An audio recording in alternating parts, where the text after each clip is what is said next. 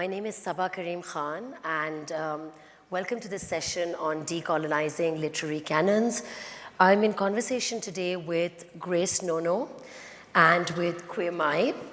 And I'm not a big fan of really long introductions because I think we'll get to know them through the conversation itself, but really quickly, Mai is an award-winning writer. She writes in multiple languages, so she writes in Vietnamese and in English. She's got 12 books published of poetry, non-fiction, and fiction. And her first two books in English, which are Dust Child, that we've got, yeah, if you want to show that up, Mai, and The Mountains Sing, have won several awards and will be available at the festival later today. She was named by Forbes Vietnam as one of 20 inspiring Vietnamese women of 2021 and has a PhD in creative from Lancaster University. Grace is an ethnomusicologist. She's an interdisciplinary scholar. She's also a singer and a cultural worker, which we definitely want to unpack in today's conversation alongside her writing. She received her master's degree in Philippine Studies from the University of the Philippines, then went on to get a second master's from Yale University, and she also holds a PhD in ethnomusicology from NYU. She's worked as a postdoc at Harvard Divinity School's Women's Studies in Religious program. So a very warm welcome, Grace and Mai, and I genuinely cannot wait to get into this conversation. I also want to be mindful to keep enough time for questions, just so this is as interactive and engaging as possible. And I'm going to start, I was saying to Grace and Mai in the green room that I never typically start a literary festival conversation in such a cliched way. But because I'm aware that a lot of you might be reading their books kind of post facto after the talk, let's begin by asking you just to talk a little bit about the backstory to the story, you know, and kind of where did the seeds of these books spark? So give us that slight sneak peek so that we can preface that and people have a context before we get into the actual decolonizing. So Mai, if you want to start us off. Hi everyone, thanks so much for being here. Thank you Sabah for interviewing us. Sabah is an amazing author and her novel Skyfall, just like the song, yes, is amazing, set in Lahore in Pakistan, a city that I love. So check that book out, and I'm really honored to be in conversation with this amazing singer. We wear matching outfit. How about that, right? And I had this honor of listening to Grace sing during, you know, the Desert Stanza event, and it's like breathtaking. So I hope she'll sing for us today. I second that completely. If she feels like it. And so yeah, my you know. The book Dust Child, the name is inspired by this term in Vietnamese, bụi đời, the dust of life. So the term the dust of life is used for children who are homeless and who were like stigmatized or discriminated by society. And with this book, I really want to bring forward the humanity of these children. They are the children of American soldiers and Vietnamese women who were born and abandoned during the Vietnam War.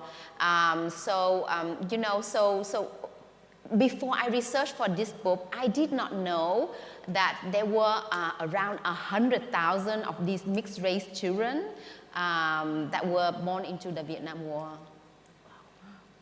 And their stories are just you know, so little told. And the seed of this story started when I was a child growing up in Vietnam. And in my neighborhood, there were many mixed race children, and you know, like they didn't have a chance to go to school. They were very much looked down upon.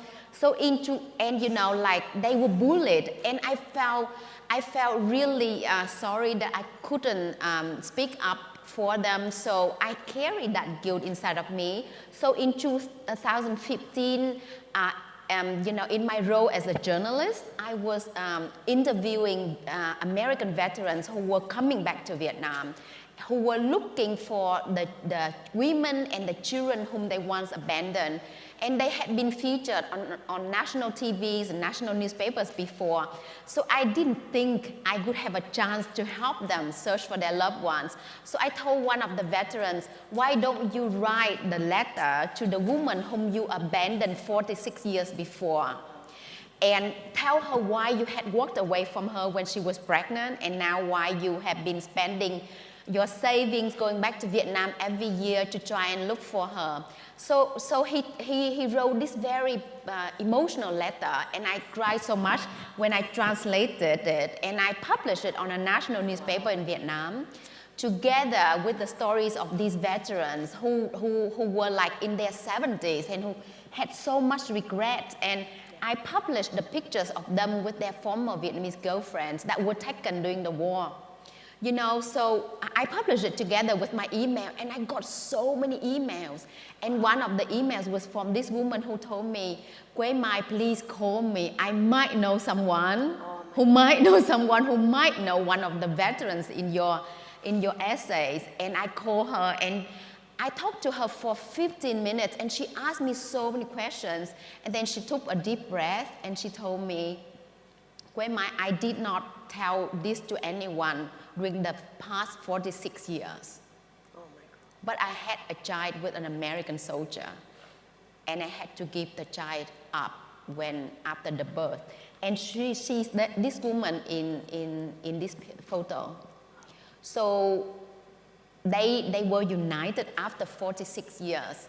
And you know, like during my years of working as a volunteer to help people unite, I witnessed so many heartbreaking stories, stories about survival, about bravery, about courage that were inspirational to me. So I was compelled to document these stories into this novel, Dust Child.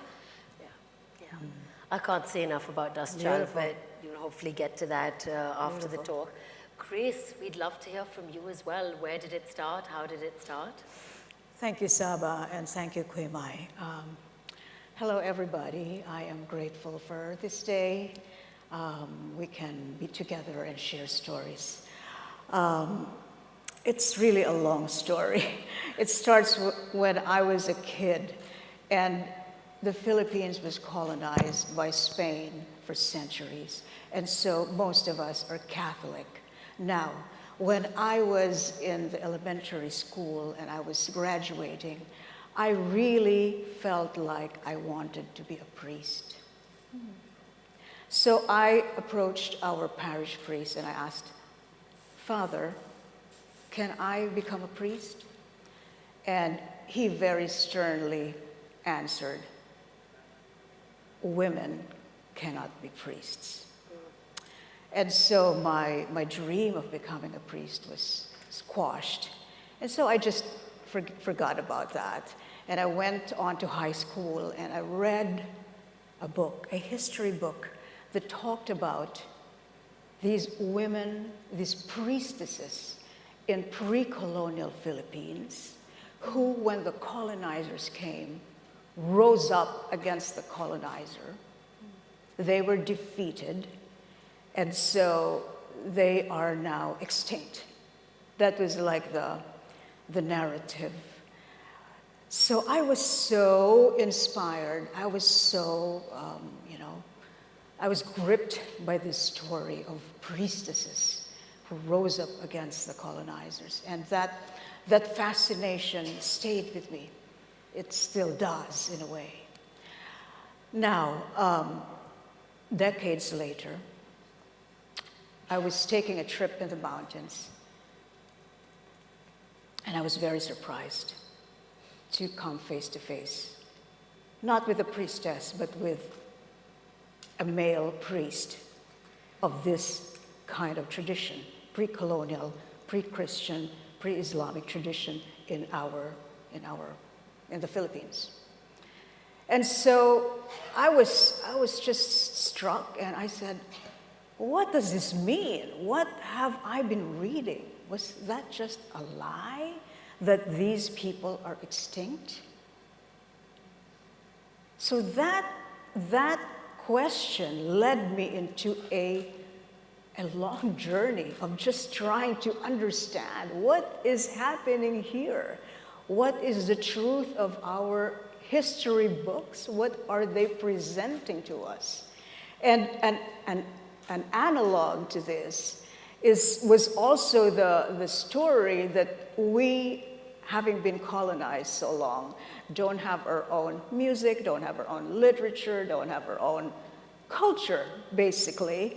And all we have was the amalgamation of what the colonizers gave to us, bequeathed to us, as they ravaged our lands and colonized our peoples, right? So from my young mind, I just said, I have to, there's more to this, I have to start digging. And so how did that happen? I just started to meet these people one by one in different places. And they told me some of their stories.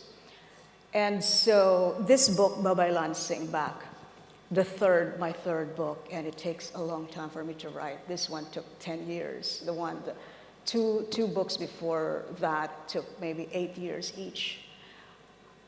It's like the journey between that time when I first awakened to this historical lie and the process of uncovering what is really going on.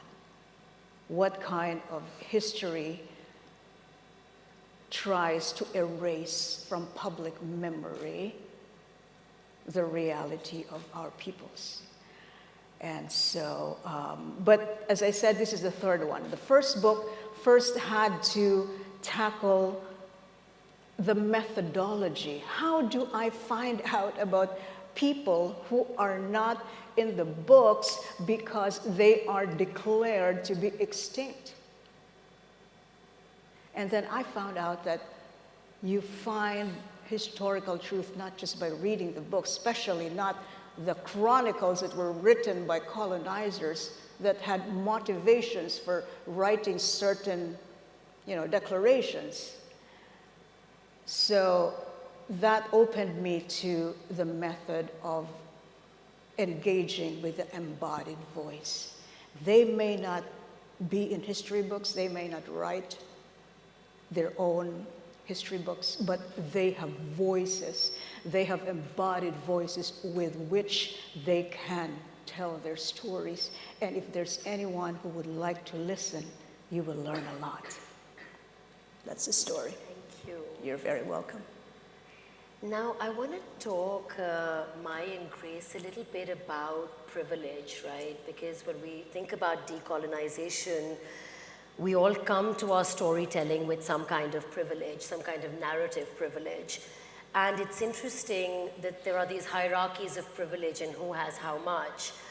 Now, Mai, with your book, with Dust Child, one of the most compelling yet uncomfortable tracks, but in a good way, I mean, was of the women in the bar and how they get treated by US servicemen during the Vietnam War. And when we, Mai and I were talking in the green room before this, and we typically tend to see the story of sex workers and others on the margins in this very exoticized, kind of dumbed down way, that they will be reduced to sexual objects, they will be very caricaturish. And yet what you've done is you've shown them to us in 3D, like complete emotions, fighters, survivors. Yet in many ways, these are women who were on the margins. Grace, similarly with you, with the ritual healers, these were seen as agents of evil, as witches, or on the other hand, as symbols of women's empowerment or anti-colonial resistance.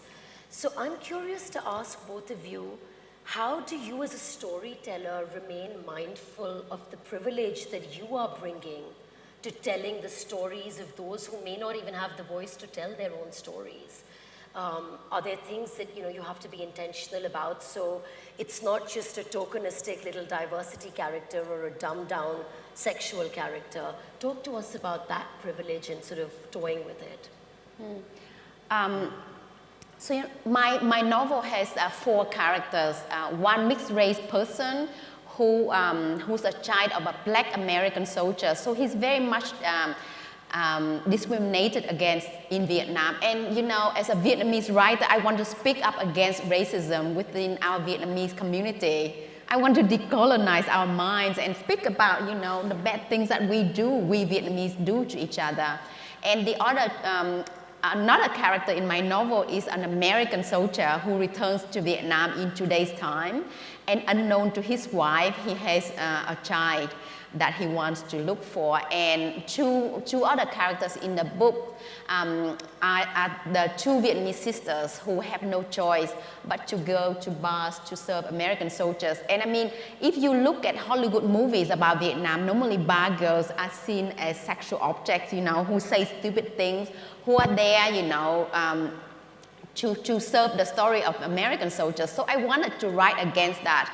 So I mean, to portray the full humanity of characters is very important to me. So that involved a lot of real life interview, real life research, and really like spend time listening to people, and also bring out, you know, their full humanity, not writing them as perfect individuals, but as those who have regrets, who have made mistakes. And you know, I think, you know, it was like you said. And I mean, in your book, you know, Skyfall, you also document the experiences of sex workers in Pakistan, right? And for me in Vietnam, before I researched this novel, I did not know there were hundreds of thousands of Vietnamese women who had to serve American soldiers during the war. And many horrible experiences happened to them, but you know, they were rarely talked about in literature. And I mean, you know, so research was really important, and I kind of also fictionalized some of my personal experiences into the novel as well, so that the stories became really personal to me. So for example, when I was growing up in Vietnam, my family went bankrupt, and you know, like we had to sell our house. And for years, you know, I had to walk by that house. So we sold the house, and we had to buy a rice field, and we dig up the soil from one hard part of the field to make the foundation of a hut that we erected, and we lived in that for years. And every day I walked to school, and I walked by my previous house, and I promised myself one day I would have a job that earned money, that buy back that house for my parents. And I had that dream, you know, for my two sister characters in the book. And because, you know, if you weave some of your personal experiences into the story, it makes it more personal, more emotional. And and I felt so strongly connected to these women, also because I have interviewed a lot of women who had to serve in bars and brothels during the war. And you know, like contradiction to many Hollywood movies that I had seen, you know, these women were really brave. They made a lot of sacrifices, you know, to be able to save their families during the war. Yeah, and Grace, yes, privilege. Right? Yeah. Yes, very important point. You know, to write an ethnography, for me, in my experience, you have to have a solid relationship with the people you are writing about. In my case, because I am writing about fellow Filipinos, it doesn't mean staying in a particular place for 1 year straight. No, the knowledge sharing is woven with our lives. You know, sometimes we don't see each other for a long time, and then we see each other. So for years, there is an ongoing conversation, and also, of course, an agreement that some of this conversation may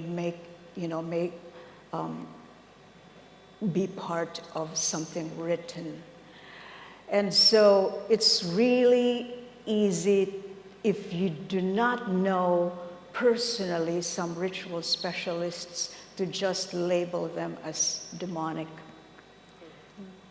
as agents of evil because they do not do religion in the way that the so-called world religions do religion. And at the same time, it's so easy to idealize these persons as Saba mentioned, as feminists, because some of them are, a number of them, many of them are women, but not all of them are. And also as anti-colonial resistors, if you are just reading from history books that drew a lot from the colonial archives. When you get to know people as they get to know you as a person, then it's a different story. You're not just the researcher. They are not just the researched. You are informing each other. They see your vulnerabilities. You see theirs. And as a writer, you try your best. I try my best. I probably don't succeed all the time. To write from a balanced perspective, if there's such a case, to show what, as ethnographers, we know that sometimes what people say is different from how people are. Yeah, so that's why there's what you call participant observation. You do not just take what's being told to you as truth. You negotiate that with what you observe as well. But the bottom line is, these are human beings, and you are a human being as a writer. And so, and there has to be a lot of back and forth. You show your manuscript and, is this okay? Anything else you want to change? Yeah, so there's a lot of correction that happens. That way you are writing about human beings. Yeah. I want to get into language, and which obviously brings with it baggage and politics, and Yes. but also opportunities, right? And both of you have chosen to write these particular books in English. And I want to ask you, you've written them in English, but you've made the decision to not overly translate or not overly handhold, just because a reader might come in with a certain set of assumptions or may not know Vietnamese culture that well. So talk to us a little bit about writing in English as you seek to decolonize. What windows of possibilities and access does that open, but also kind of what's the baggage with it? And the decision to keep some of the local syntax intact, like we were talking about your name in the green room before this. So talk to us about those decisions and how you thought about them. Normally when Vietnamese language is published as part of Western text, we are required to remove the diacritics. And I think, if we need to change our language to fit the eyes, to please the eyes and ears of the Westerners, we are colonized, right? So, for example, normally my name, if you see it here on the festival panel, they spell my name correctly. So, for example, the second last word of my name, can you say Quế? Quế. Quế? Quế. Well done, you sound like Vietnamese. Quế means cinnamon. So my parents named me cinnamon, an ingredient of a Vietnamese traditional medicine, so I would always stay healthy. They are so smart, right? But if you remove the name if you remove the diacritics, my name would become Q-U-E, and it's pronounced like this: Quế. Can you say Quế? Quế. Quế. Quế. Quế. Quế. Quế means a stick. So from cinnamon, I would be reduced to a stick, which is not nice. So I told my publishers, I need to keep all of the diacritics because this is, to show respect to my culture. And I told them I would rather sell less books, but show respect to my culture. So for example, in my first novel, The Mountain Sing, this is a mini Vietnamese lesson, and pay attention because I'm going to test you later. So there's a character named Tu. Tu. Can you say Tu? Tu. Tu means refined beauty. So she's a character in the novel. If you remove the diacritic, please say it after me. Her name would become Tu. Tu. Tu. Tu. Tu is a monk. So from refined beauty, she would become a monk. But there's so many variations of our diacritics. There's an option with the dot, and you pronounce it Tu. Tu. Tu. Tu. Tu is together. You see? So this one is Tu. Tu. Tu. Tu. She's really great, and you are all great. Tu means a cabinet. This one is Tu. Tu. Tu. Tu. You are so great at this. Tu is prison. So from refined beauty, she could become a prison. This one, these are all real words, okay? This one is Tu. Tu. Tu. Tu. Tu is number 4. This one is Tu. Tu. Tu. Tu. Tu is by oneself. This one is Tu. Tu. Tu. Tu. Tu is to abandon. This one, these are all real words, I'm not making them up. This one is Tử. Tử. Tử. Tử. Tử is to die. See, they are so different. So I told my publisher, you need to protect the diacritics of our language because that's the complexity, the color of the culture, right? So my books have all of the Vietnamese names spelled in the authentic way, and like I make fun of Americans a lot in the novel, or I make fun of the colonizers. For example, I have this American veteran, Dan, who comes to Vietnam, and he keeps leaving out the tonal marks of people's name. And when he came back to the States, he befriended with some people, and he started writing letters to them without the marks. And later, when he started learning Vietnamese, and he said, I'm so sorry, Thai. I have been spelling your name as Thai. And my Vietnamese teacher has been telling me, I have been calling you ear instead of talented. So the person's name is talented, but the American has been addressing him as ear. So then the American only realized it at the end of the book. So in reading the book, the readers also appreciate, the Vietnamese tonal marks, and also Vietnamese language, and also Vietnamese food. I got really hungry when I wrote these books. During the 7 years I wrote the books, I thought about, all of the delicious dishes that my mom used to cook for me. So I brought them into this novel. So a lot of my readers, went to Vietnamese restaurants or started cooking themselves when they read the book.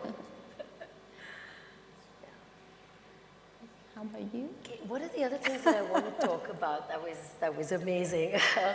And I say, of course, you're both looking to very courageously push the envelope on decolonizing, as we've said.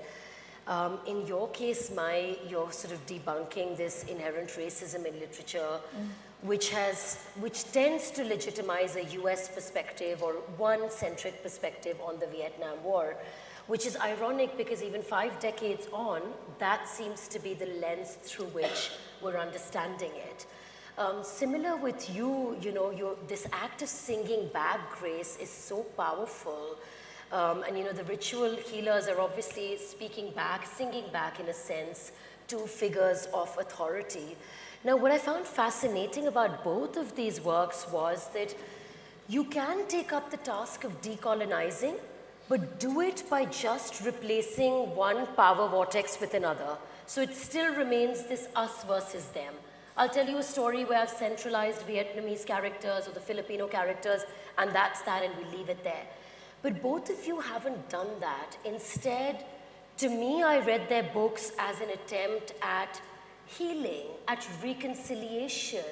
Yes, you're wanting to reclaim and preserve, but you're also looking to connect through this kind of humanist code. So talk to us a little bit about decolonizing, but moving away from it's dichotomous, it's antagonistic, but rather it's reconciliatory. Grace, if you want to start us off. I would like to read something from the book,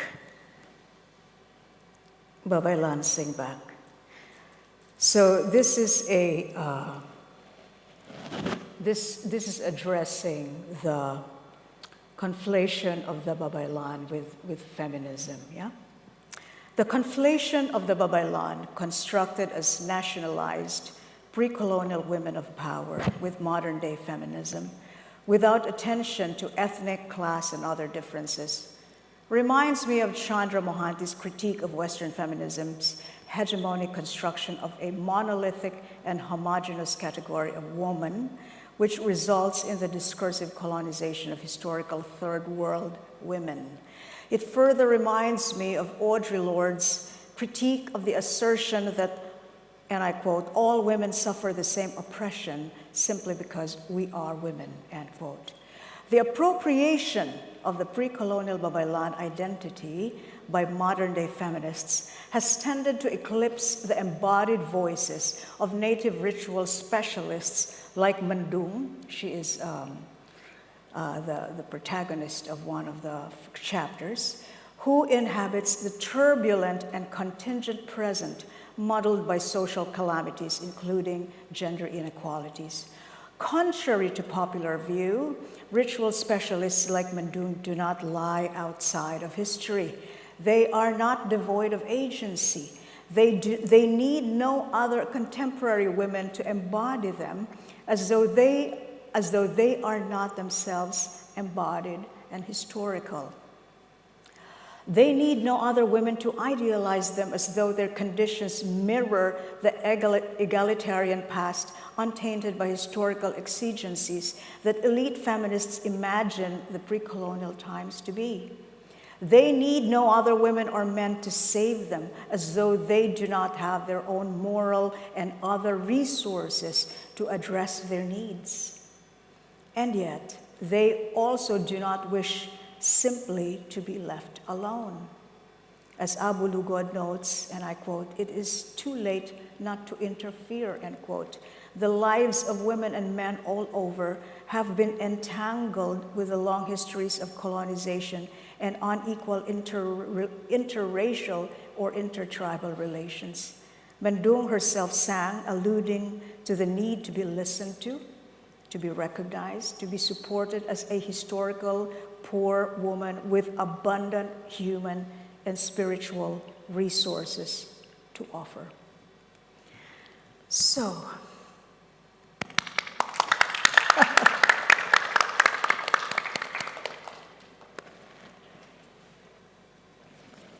they have a lot, and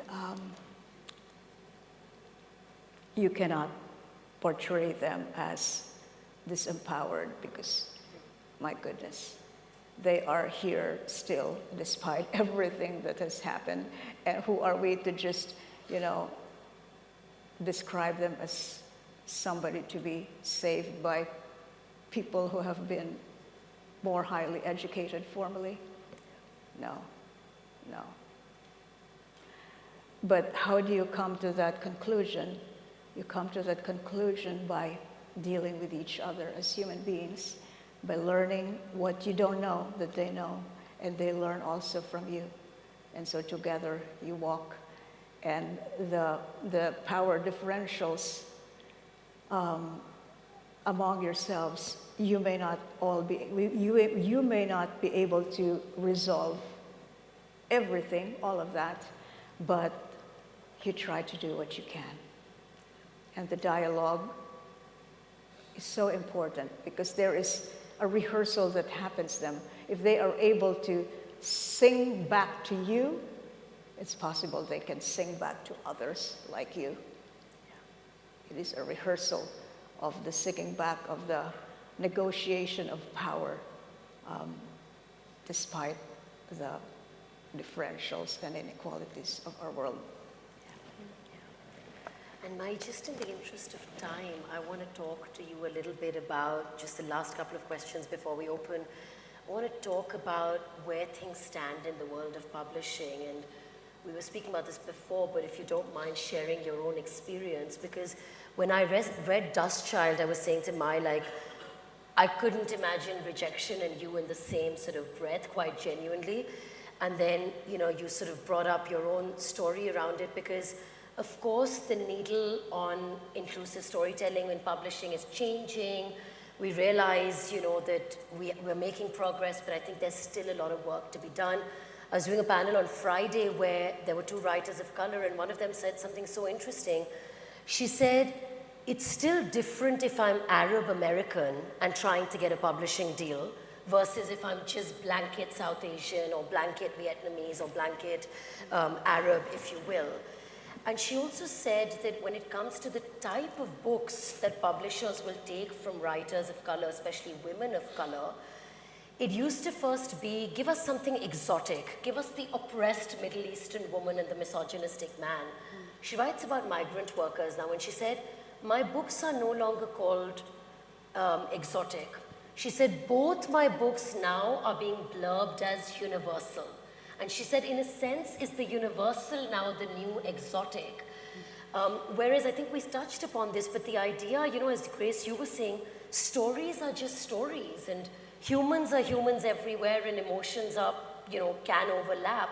So if you don't mind, Mai, I'm going to put you on the spot and ask you to talk to us a little bit about your experience with the politics of publishing, which is not just about craft, but about commerce and so much else. So I started my writing career in Vietnamese. I published 9 books in Vietnamese already, and you know, like for years, because I love Vietnamese poetry, so I worked as a translator. I translated a lot of Vietnamese poetry into English, had them published, and then I was thinking, okay, I should translate a novel because very few people read poetry these days. I was looking for a novel to translate until one day I thought, why don't I write this novel myself? To save my years of, because I'm really slow in translating, not like Arthur who's here, who's translated so many, you know, Korean authors, and he told me that he can translate a book in 3 months, and like, he's so incredible. He's won many awards with his book and his books, and he's like translated so much, but I'm really slow, so I need to learn a lot from you, Arthur. But anyway, so I was looking for a novel to translate. I couldn't, so I thought, okay, why don't I write this myself? And this began the crazy process of drafting The Mountain Sing. And it took me 7 years to write it, and started pitching it to agents, you know, in the US. And I only received silence, you know. And then at that time, I was putting together an anthology of really well-known writers. So I was working with an agency in New York, and I wrote her about my manuscript, and she said, we already have a writer with a similar story to you, so sorry, I can't take you on. Right. It's like as if we, you know, like from Asia tell the same stories. Anyway, so I, you know, with the rejections, I had to ignore them, and I thought, okay, I had to keep writing, so I went on writing my second book. So that's how I dealt with rejection. I had to put it aside, and it was a blessing, because in Vietnamese we have a proverb, trong cái rủi có cái may, good luck hides inside bad luck. I had many rejections being my bad luck, but the good luck was that I had time, you know, to write my second novel. So by the time I found my agent, I was already had the first draft of my second novel. So that was a good thing. But I think, you know, it's very hard to break into the international market. And we are very, you know, we writers based in Asia, we are very disadvantaged against, because like it's not easy for us to to go to bookstores and do book signings or do events, you know, so it's harder. But I think I see a lot of hope in stories coming from Asia. You know, we have really, you know, interesting stories that need to be heard, and it's time the world listens to them. Yeah, no, thank you for sharing that. And just before we open to the floor for questions, you know, Grace, in your book, quite literally, that act of singing lies at the heart of the book. You're obviously a singer yourself. And even in your work, Mai, I know it's not about singing, but that metaphor of singing back, of having a voice, is very central. And I want to end by sharing a quote with both of you that I heard a few years ago and that really left an impact on me, and I want to ask you to respond to it. It's a quote by Sir Henry David Thoreau, but it's a mashed up version of it, and it said something like, most men and women lead lives of quiet desperation and go to the grave with the song still in them. So it's like most men and women lead lives of quiet desperation and go to the grave with the song still in them. And the guest speaker said, take 5 minutes and jot your song on a piece of paper and share it with the person next to you. I want to ask both of you, you know, you write about the way other people are singing back and should sing back. What is your own song? And then we'll open up to the floor. Okay, my own song. And you can sing it, by the way, Grace. Oh dear, Do we I'm want not you to liking sing that. it? Yes? I'm not liking this. Anyway, I live my life through inspiration. Everything that I do is the guidance that comes to me. And when you were asking about publishing, my experience with that when I was mostly singing was the music that I would create is not something that, you know, I do because there is a ready market for it. You see, that's one way of being in the world, a legitimate way, okay?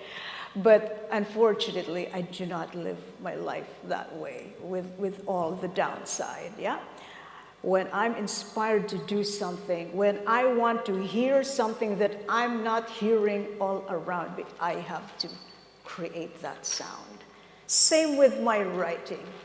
I write something that was, you know, that had the first spark more than 30 years ago or since my childhood.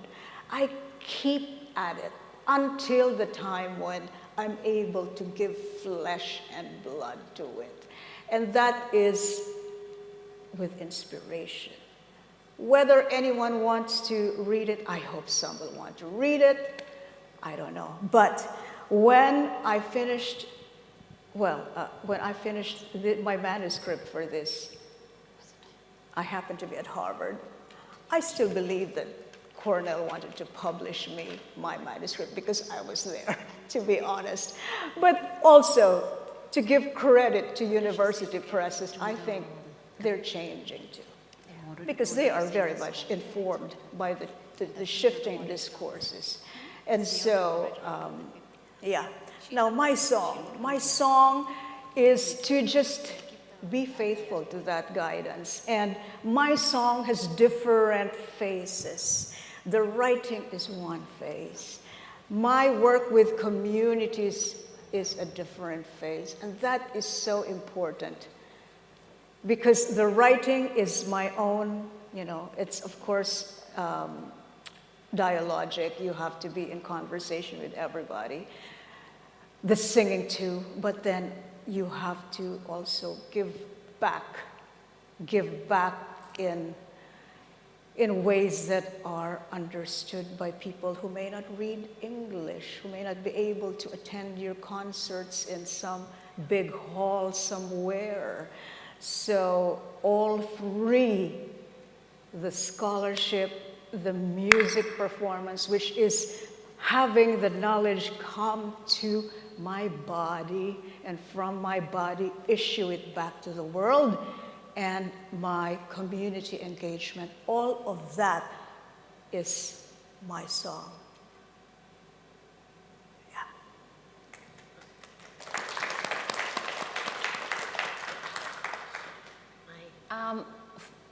Thank you, Grace. That was really beautiful. I see art in everything that you do and everything that you say, so that's amazing. For me, my songs are my books of poetry, my books of fiction, non-fiction. And when I write these songs, I don't sing them, the readers sing them. When you read my book, you sing these songs. You help me to honor the stories from Vietnam. In my first book, The Mountains Sing, which is a book about Vietnam's 20th century history told in via the voices of a Vietnamese family. Grandma Diệu Lan told her granddaughter Hương, if our stories survive, we will not die even when our bodies are no longer here on this earth. That's beautiful. Thank you. Thank you for that. I want to open up to the floor for questions. If you have a question, I believe, Bina, we'll have someone take the mics, so just raise your hand. And yes, there's a mic right there. Hi. Thank you for this wonderfully inspiring talk. I just wanted to say, Grace, when I had the privilege of hearing you sing at Desert Stanzas, and it was so beautiful that my soul flew out of my body and hovered over the desert as I listened to you sing. It was so wonderful, thank you. My question is for Quế Mai, and hearing the story of how you wrote the book in the beginning of your talk, it made me think you did more research for the book than most nonfiction writers do for their nonfiction books. So I was wondering what made you choose the novel form to tell the story. Thank you so much, Anto. I collected so much material for Dust Child that I could have written several non-fiction books, not just one, because there were just so many incredible stories about Amerasians, about their mothers, about their fathers. I chose fiction as a format for this novel because of the ethical issues involved. Because some people actually don't want to be found. Some veterans told me the stories of how they found these women, but these women, actually I talked to some women who had to bury the secrets and who did not want to be found. So I think, my challenge as a writer is because I did the research for this novel is also within the framework of my PhD in creative writing, and I researched for it under the guidance of the ethical committee. So from the design of the research until the carrying out the research, I had to apply ethical standards, and one of the ethical standards is to protect the identity of those involved, of the research participants. And in the novel, I also highlight the implications of search for family members, because there are so many secrets that are buried. So, recently I talked to a person who found his mom after more than 50 years. And he was adopted. He's a mixed race, person, and he has been adopted. And he found his mom by DNA test. And the mom did not want to see him, did not want to meet him, even when he returned to Vietnam and begged to see her. So the first time she refused to see him. The second time she saw him for 3 minutes, and the third time for 5 minutes before he left Vietnam. And he told me that he's a result of a rape. So when he found out the truth about his parents, his whole world collapsed, So there's so much pain and trauma in all of the cases, and I just, there are so many ethical implications, So I purposely made all the characters very different from the real life people that I talked to. Thank you, Mai. Do we have any other questions?